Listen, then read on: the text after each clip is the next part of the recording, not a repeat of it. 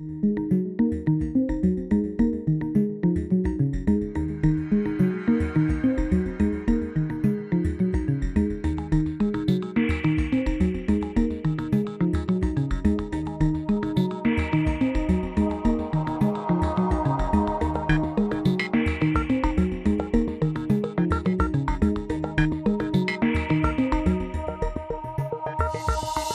Jason Witherington.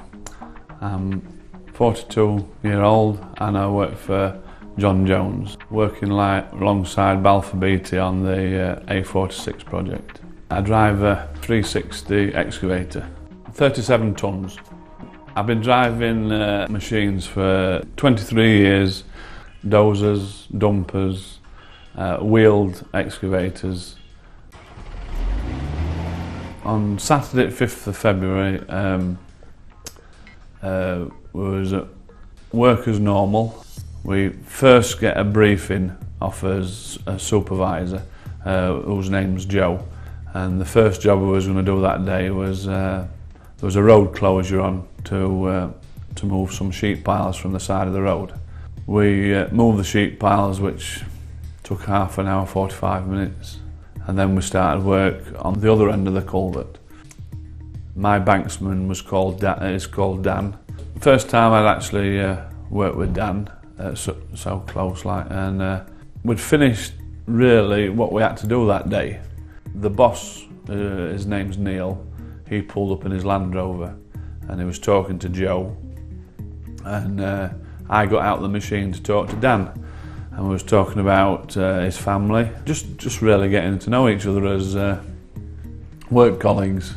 We was parked next to some sheet piles what we hadn't used, and we was going to take the sheet piles out of the way about 100 yards down the road. So I got in the machine, and from what I gather now, Dan walked between the bucket and the tracks. So when I got in the machine, I had a big bulky coat on because, as you know, this winter was really cold.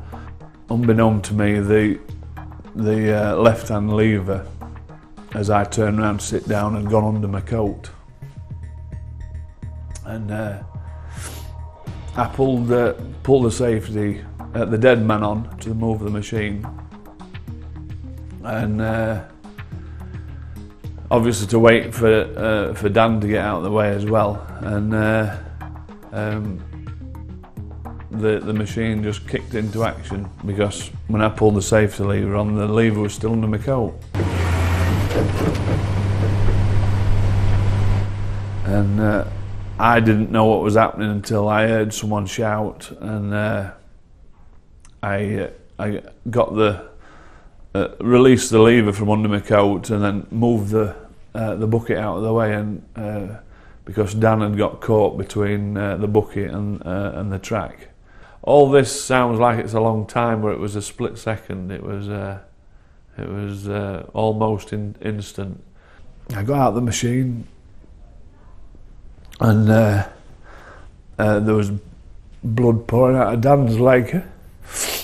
I don't know where the belt come from, but we got a belt and got it round his leg. The ambulance came, felt like a lifetime, and then a couple of minutes after that the air ambulance came. They all sorted Dan out, and then after that I just felt numb. Hoping that it just badly broke his leg. After I'd got my head together a little bit, they suggested that I came back to the main offices, and I came back to the main offices to talk to BALFOUR BEATTY's safety man and John Jones's safety man. They was brilliant. They made me feel really comfortable. I went home. I actually feel sorry for my wife. Because I was really snappy. I still snapped and apologised to her. Changed quite a bit, as in making sure people around me are safe. I've been told it'll get better. when I was a child, I was a bit of a rum lad, and most things was my fault. So I'm used to having the blame. And I suppose I was just waiting for someone to blame me. And nobody has. I actually wrote Dan a letter and just explaining what happened. He doesn't blame me for the accident. I'll just be a lot more aware of where my lever is when I sit in the seat before I pull the safety lever on again. Before the accident, you just put the safety lever down and left the engine ticking over. To be on the safe side, it's better just turn the machine off if anybody's around the machine. There's a button on the what automatically deaccelerates the throttle, and I never use that button at all now. Dan got caught by the last tooth on the bucket. If the deacceleration button wasn't pressed and it was the manual revs turned down, he might have just had that little bit extra to get out of the way. If there's anybody comes around my machine, I always stop what I'm doing. I put my hand up so they know that I've seen them. It's vital to get a driver's attention, full stop. Even if it takes 5 minutes, it'll probably save your life.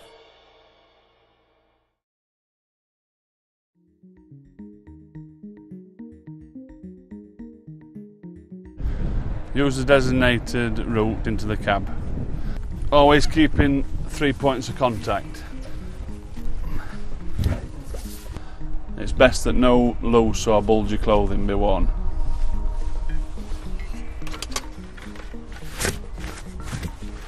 And when seated, use the seat belt.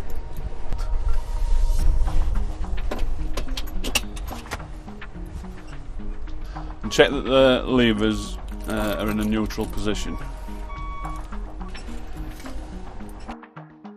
Ensure that the safety lever is isolated. Before starting the machine, check that there's no people on the ground, and then start the engine. Even if it takes 5 minutes, it'll probably save your life. Ensure all persons on the ground are stood in a safe location where they are visible to you.